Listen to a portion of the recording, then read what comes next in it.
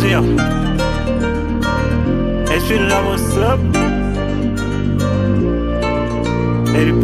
Jamin Mbaye weet nañ ñàkk nañ ku ndul musa fàtte abadan daiman kullu nafsin zaa'iqatul mawt bakkan bu dund na dee kullu man alayha fan loo gis dafa jeex dem bi ñëpp la beet ndox dafa gaaw dimanche si ngoon laa ko mujjee gis lundi matin mu dem dëkk ba lundi bi sab de ngënte nañ mbég de ma nekk di ko woo mun ma ko jot bay daa mbay na ma sa xarit dafa def soog jàlla lañ ko vital jees jeudi bi ñu ne ma deena vendredi enterrement mun ma ko gëm ba ni gént seen waa ko doon ay julli pur nangu ndogal heureusement sama koñ am na tiis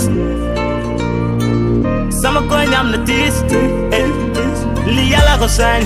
yàlla ko mën kenn mënu ci tuus yàlla soxla foog jàmbi ñàkk nangu ndogal wala toog di jooy fu ñu jëlee di ku mel ni moom fu ñu jëlee di ku mel ni moom dootuñ nga amati xanaa yàlla buur bi nangu ñaan yàlla nangu ñaan su voyof si kawam jàlla di këram yàlla nangu ñaan yàlla nangu ñaan su voyof si kawam jàlla di këram gëm jom am jom bëgg liggéey talu lay fo door waar xama noof lay work hard ama weekend mais benn gaat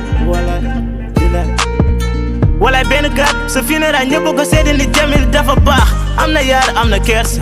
muy mag wala muy ndaw alalam du ko boole kenn bu dee moom rek kenn du jaaxle am nañ ci moom yaakaar suur gam la dem bàyyi ñu yàlla tere ko fi daw si mu bokk si aji raw ñi vendredi enterrement mun ma ko gëm ba ni gént seen waa ko doon ay julli pur nangu ndogal heureusement sama koñ am na tiis sama koñ am na tiis li yàlla ko sañ yàlla ko mën kenn mënu ci tuus yàlla soxla foog jàmbi ñàkk nangu ndogal wala toog di jooy fu ñu jëlee di ku mel ni moom fu ñu jëlee di ku mel ni moom dootuñ nga amati xanaa yàlla buur bi nangu ñaan yàlla nangu ñaan su voyof si kawam jàlla di këram yàlla nangu ñaan